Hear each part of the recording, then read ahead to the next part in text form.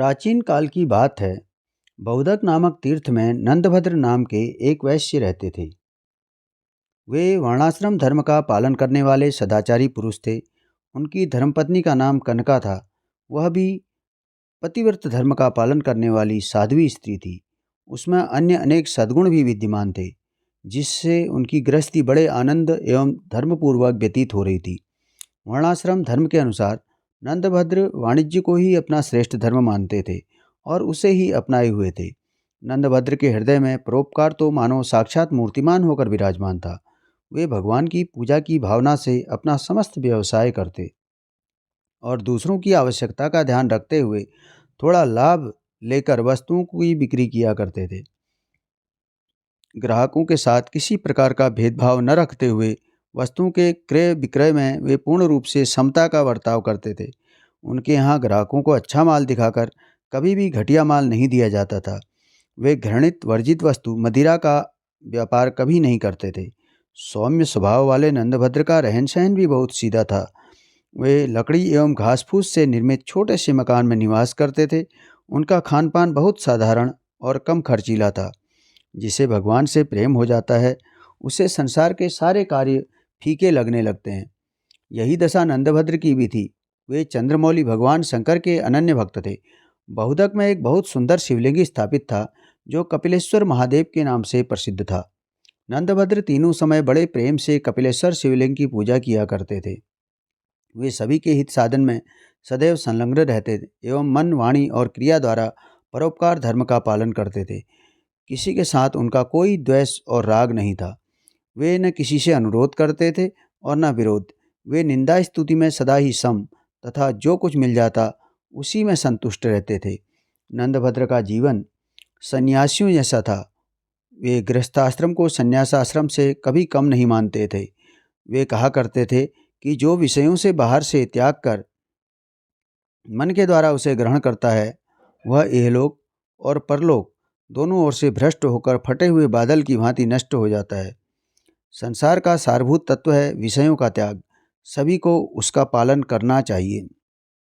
गृहस्थ में रहकर यथाशक्ति देवता, पितर, अतिथि, ब्राह्मण, पशु, पक्षी, कीट, पतंग आदि समस्त भूतों के लिए सदा अन्न देना चाहिए। इससे बचा हुआ अन्न ही स्वयं भोजन करना चाहिए। नंदभद्र का सदाचार संपन्न सुखमय जीवन सभी के लिए स्मरणीय था।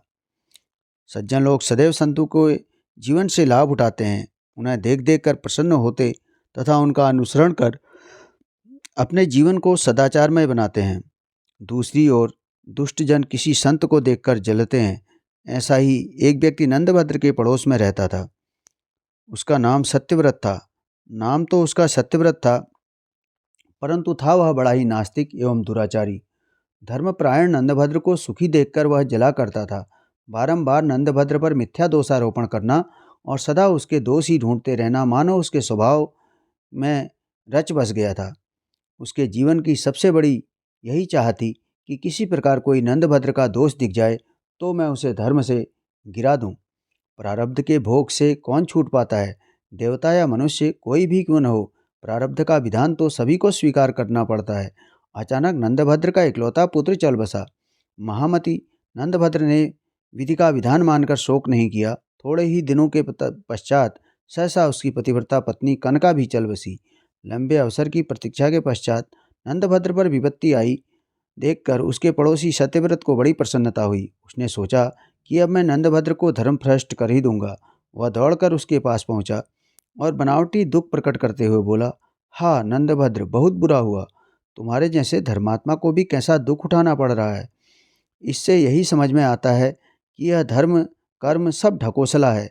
मेरे मन में तो कई बार तुम्हें चेतावनी देने की बात आई थी कि दिन में 3 बार पूजा करना, स्तुति प्रार्थना करना सब व्यर्थ है, परंतु संकोचवश मैं चुप रहा। आज कहे बिना नहीं रह गया, अब मैं कह रहा हूँ। उसने पुनः कहा, भैया नंदभद्र, धर्म के नाम पर क्यों इतना कष्ट उठाते हो? मिथ्यावाद अच्छा नहीं होता। जब से तुम इस पत्थर पे पूजन में लगे हो, तब से तुम्हें कोई अच्छा फल मिला हो तो ऐसा मैंने कभी नहीं देखा। तुम्हारा इकलौता पुत्र और साध्वी पत्नी दोनों संसार से चल बसे। यदि भगवान होते तो क्या तुम्हें ऐसा फल देते? भैया, भगवान तो स्वार्थी लोगों की कल्पना मात्र है। सूर्य, चंद्रमा, वायु, मेघ आदि सब स्वभाव से ही विचरण करते हैं।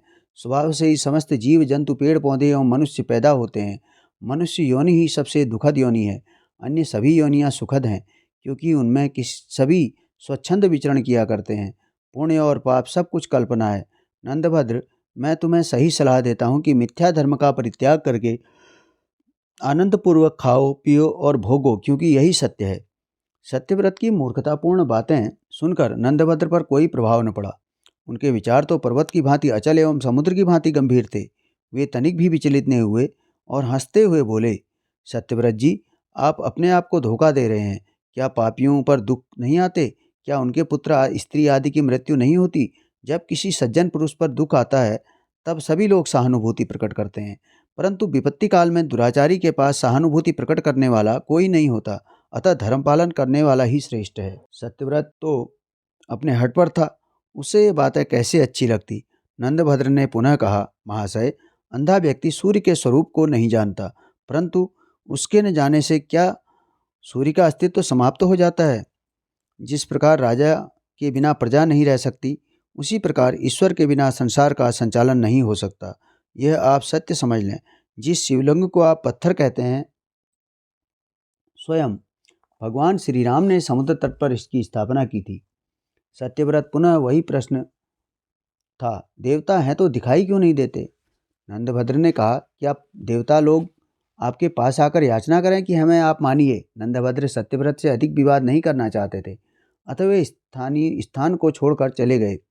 एक बार नंदभद्र के मन में विचार आया कि भगवान सदाशिव का साक्षात दर्शन करके उनसे पूछूं, प्रभु, आप तो निर्दोष हैं, निर्वैर हैं और समदर्शी हैं, फिर आपका बनाया यह संसार दोष रहित क्यों नहीं?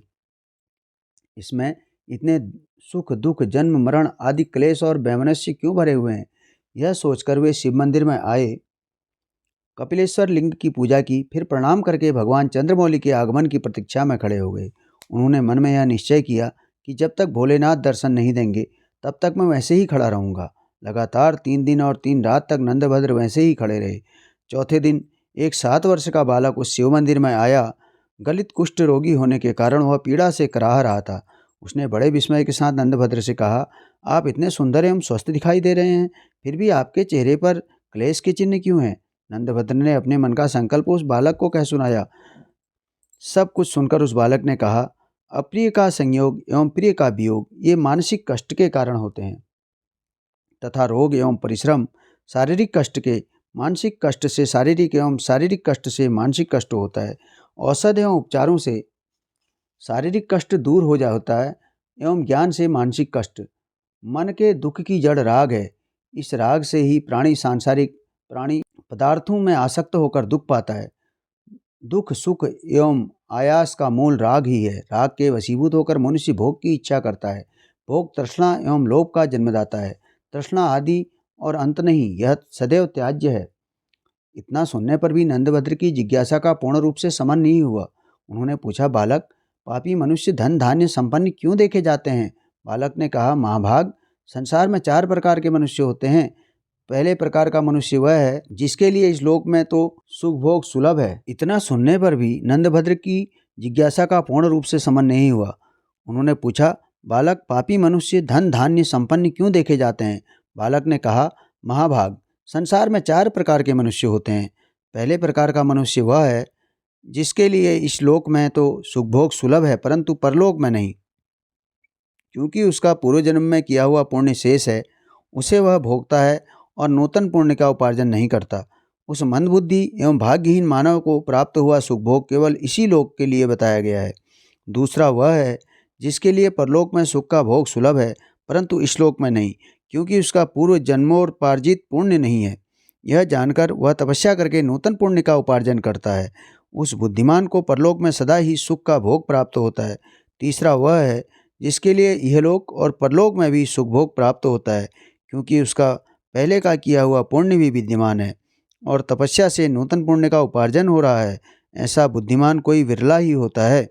चौथा वह है जिसके लिए न तो इहलोक में सुख है और न ही परलोक में। चौथा वह है जिसके लिए न तो इहलोक में सुख है और न परलोक में ही, क्योंकि उसका पहले का पुण्य तो है नहीं और इस लोक में भी वह पुण्य का उपार्जन नहीं करता। ऐसे मनुष्य को इहलोक और परलोक दोनों में ही सुख नहीं मिलता। ऐसे नराधम को धिक्कार है। महात्मन, इस प्रकार कर्म एवं भोग के रहस्य को जानकर अब आपको भगवान सदाशिव के भजन एवं धर्म में के पालन में निष्काम भाव से लग जाना चाहिए। इससे आप दूसरे जन्म के बंधन में नहीं पड़ेंगे। एक बालक के मुख से ऐसी रहस्यपूर्ण बातें सुनकर नंदभद्र आश्चर्यचकित हो गए। वे उससे पूछने लगे, बालक आप कौन हैं और यहाँ कैसे पधारे? आपसे तो मेरे सभी संदेह दूर हो गए और आपने तो मेरे सभी संदेहों का शमन कर दिया। बालक ने बताया, पूर्व जन्म में मैं बड़ा दंभी एवं पाखंडी था। मुझ में और भी बहुत से दुर्गुण थे, जिसके फलस्वरूप मैं वर्षों से नीच योनियों में भटक रहा हूँ।